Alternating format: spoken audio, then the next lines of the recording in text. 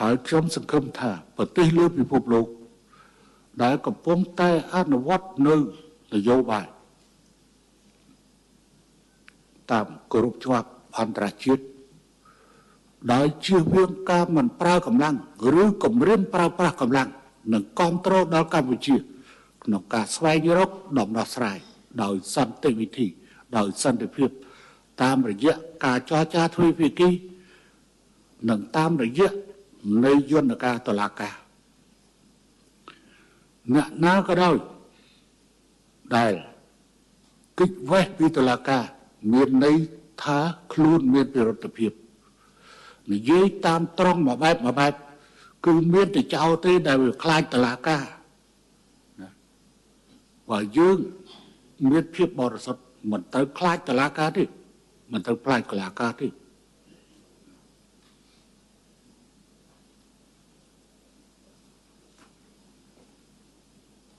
ឧទាហរណ៍នៅក្នុងចំណោមបណ្ដាប្រទេសអាស៊ានល្អបំផុតហើយគឺម៉ាឡេស៊ីនិងឥណ្ឌូនេស៊ីដឹកដៃគ្នាទៅតុលាការសិង្ហបុរីនិងម៉ាឡេស៊ីដឹកដៃគ្នាទៅតុលាការការដោះស្រាយបែបនេះគឺវាជាវិធីដោះស្រាយដែលធ្វើឲ្យរដ្ឋាភិបាលនៃប្រទេសមួយ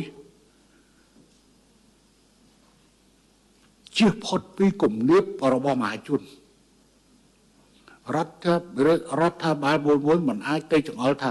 ខ្ញុំដកថយខ្ញុំបកគលអានេះឲ្យអ្នកឯងមិនអាចទៅនិយាយចឹងបានទេប៉ុន្តែបើតុលាការកាត់ក្តីមកគឺយើងទទួលការគោរពចំពោះសាលិកាតុលាការនេះយើងបញ្យល់ប្រជាពលរដ្ឋរបស់យើងថាតុលាការគេបានរកឃើញនៅចំណុចវាបែបនេះ